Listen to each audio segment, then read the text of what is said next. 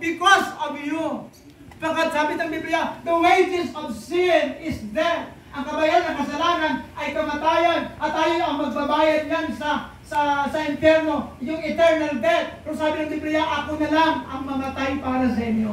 Ako na lang aamin. Ako na magiging substitute mo sa iyong kasalanan. Ako lang magpakahirap sa iyo in order na kapag ikaw ay lumapit sa akin, mga kapatid, ay ikaw ay aking patatawarin at ililigtas sapagkat bayad na ang ating mga kasalanan. Amen. Amen. Mga kapatid, ay yung mga immorality ay masusunod natin. Naranasan ko yan. Ako po yung graduate na po ako sa Bible School, mga kapatid. No? Ako po yung nagpapastor. Siguro ang aking edad noon ay 27. Ay natin 27 na may asawa na ako that time. No? Hindi naman ako dahil takot ako sa babae. Dahil may, ang ayaw ko noon, ayaw kong magkaroon ng responsibilidad. Okay? Maraming panahon sa akin na ako po ay natutulog po sa bahay ng mga member o sa ibang tao. No? Siyempre siguro dahil sa kuna, may mga talent din tayo dahil ng mga bata. Maraming panahon na kung saan ay talagang sa kwarto po, kasi dito ako natutulog sa mga rooms po nila, ay yung mga anak nila ay pumapasok. No? Para bang pipikutin ako. No? Hindi na talagang pipikutin. Talagang pipikutin talaga ako. No? Pero alam niyo mga kapatid, no? Iniisip ko lagi, may takot ako sa Diyos. Amen. Say, I don't want to lose my testimony. After, pagkatapos sabi ni Pastor Sean, 3, 4, 5 minutes, after that, di magsisisi ka, anong mapalang dyan?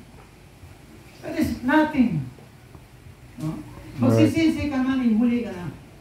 A happy life, sapagkat ang kasalanan mga kapatid, ay ito po ay nagbibigay sa atin ng dalamhati, sakit, problema. Hindi pa tayo natututo sa unang panahon, sa panahon ni Iba ni Adan, itinuro na dyan, na pag sumayo sa Diyos, ay may malaking kaparusahan. Basahin niyo muna. No? Ang Old Testament and New Testament, isa lang dyan ang mensahe. God sin does not pay. Hindi mo kabayad yan. Maganda yung design ng Panginoon sa atin. Hindi tayo dedikan ng Panginoon na magka-problema. No? Na maging makagulo-gulo tayo. Gusto ng Panginoon na mabuhay tayo masaya. Amen. Amen. Pero claiming that you are saying, ang natutunan, ang ibig sabihin ng salitang Kristiyano, ang tao at si Kristo ay sa puso. Amen. Ibig sabihin niya, kung si Jesus Christ ay sa puso natin, yung life natin, mahirap ba yan? Mas mahirap ba yan sa ginawa ng Panginoon doon sa cross? Ay yung essence ng cross, ito ginawa ko para sa inyo. Ano naman ang gagawin ko para sa akin? So, maraming ito. Kami po, O Diyos, ay lumalapit. At nagpipray po na sana ay buksan mo po ang bawat isipan at ang namin ang mga dito po sa conference na ito, Diyos. Alam po namin na isa lang po yung desire mo sa bawat isa sa amin. Na bago pa man kami umuwi sa aming mga tahanan at bumalik po sa aming eklesya.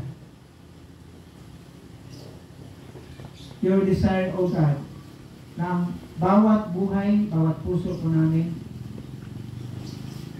ay surrender po namin ito, Panginoon. O may mga bagay na nanatili sa amin na kung saan ay ito po'y nakapagbibigay ng hindrance sa amin, Panginoon, para sa paglilingkod sa iyo. Ay surrender po namin ito, Panginoon. Dahil ito ay isang bad attitude, unfaithfulness, o mga bagay na kung saan ay ginagawa namin na dahil po dito, Panginoon, ito po yung